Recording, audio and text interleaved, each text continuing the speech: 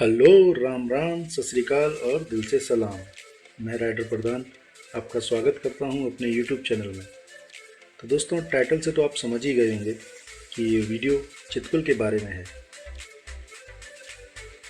हमारी journey start होती है नारकंडा से, जो कि शिमला से लगभग 60 किलोमीटर आगे है, और यहाँ से चितकुल की दूरी है 180 किलोमीटर।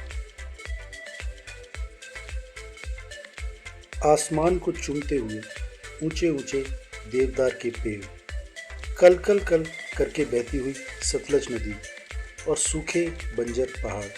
दोस्तों, ये सब देखते हुए आपका रास्ता कब कट जाएगा आपको पता भी नहीं चलेगा। और हाँ, वैसे तो इस रास्ते में आपको किसी भी तरह की कोई भी परेशानी का सामना नहीं करना पड़ेगा। पेट्रोल पंप्स, एटीएम्स, वॉशरूम्स, लगभग सारी की सारी अम्यूनिटीज़ आपको पूरे रास्ते अवेलेबल रहेंगी। खाने के भी कई सारे ऑप्शंस अवेलेबल हैं, लेकिन जो हमें बेस्ट लगा वो था बदाल में चोटी वाला ढाबा।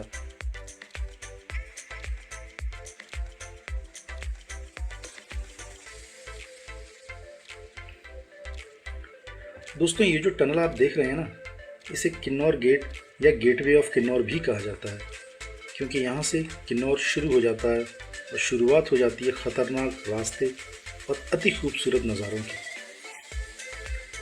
इस जर्नी में सतलज नदी, जो कि हमें सेंज में मिली थी, करछम तक पूरे रास्ते हमारे साथ साथ चलती है। सेंज से लेकर करछम तक इस नदी पर कई छोटे बड़े डैम बने हुए हैं, जिनमें कि सबसे प्रमुख है नापता झाकड़ी डैम। करछम में दो नदियों का संगम है, सतलज नदी और बसपा नदी। दोस्तों, यहीं करछम से ही जो लेफ्ट साइड वाला रास्ता है वो चला जाता है रिकांगपिओ के लिए, राइट साइड वाला रास्ता है वो चला जाता है सांगला के लिए। हम सांगला से थोड़ा सा आगे निकले ही थे, एक बहुत ही खूबसूरत नज़ारे ने हमारा स्वागत किया। हमने अपनी गाड़ी रोकी और उसे अपनी आंखों में भरना चाहा। वहाँ हमें एक लोकल आदमी मिला, जिसने हमें बताया कि ये किन्नर कैलाश का बैक साइड है। तो दोस्तों, ये है चितकुल, हिंदुस्तान का आखिरी गांव। शाम को हमने एक होटल लिया और निकल पड़े चितकुल की सैर पर। खूबसूरत नज़ारे, हल्की हल्की बारिश, ठंडी ठंडी हवा, बहुत ही सुहावना था। अगली सुबह तो और भी लुभावनी थी। साफ धूप निकली हुई थी, हल्की सी गर्मी थी, जो कि इस मौसम को और ज़्यादा सुहावना बना दे रही थी। हम लोगों ने नदी के किनारे बैठ के, या यूं कहें कि नदी के बीच में बैठकर बहुत सारी मस्ती की। हमारे एक तरफ थे ऊंचे ऊंचे सूखे और बंजर पहाड़, और हमारी दूसरी तरफ थे हरे भरे जंगल, और बीच में बसपा नदी के किनारे हम लोग बैठे हुए थे।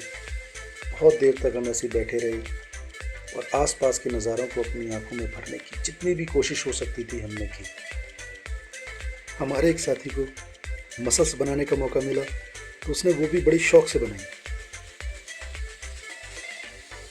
और उसके बाद नदी के दूसरी तरफ गए, पुल से कुछ फ़ोटोग्राफ्स खींचे हमने पुल पर। दूसरी तरफ जंगल में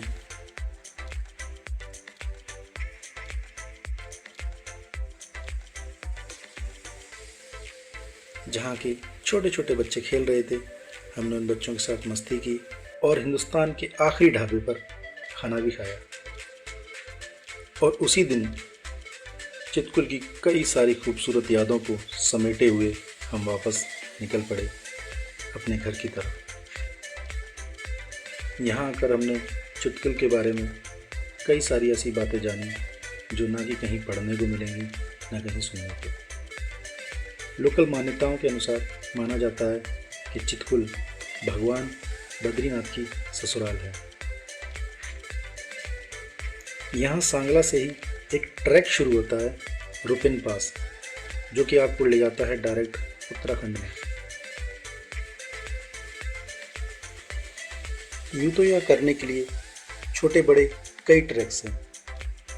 सांगला और चितकुल के बीच में एक गांव पड़ता है रक्षम, जो कि चितकुल के बराबर ही बेहद खूबसूरत गांव है और बसपा नदी के किनारे बसा हुआ है। वैसे तो यहाँ होटलों की कोई कमी नहीं है, होम स्टेज़ भी बहुत सारे अवेलेबल हैं, बड़े बड़े होटल्स भी हैं। आपको यहाँ पर कैंपिंग करने का सामान भी बड़ी आसानी से मिल जाएगा। टेंट स्टेज भी अवेलेबल हैं। एक चीज़ जो यहाँ की खूबसूरती को दुगना कर देती है वो ये है कि आपको यहाँ पर कोई भी नेटवर्क अवेलेबल नहीं मिलेगा सिवाय BSNL के। तो दोस्तों, नेट से दूर हटिए और आपस में कुछ बातें कीजिए और इस खूबसूरत जगह का आनंद उठाइए। और इसी के साथ मैं राइडर प्रधान अपनी इस खूबसूरत याद का अंत करता हूँ। और हाँ दोस्तों, एक बार मौका मिले तो चित्रकूट ज़रूर आइएगा।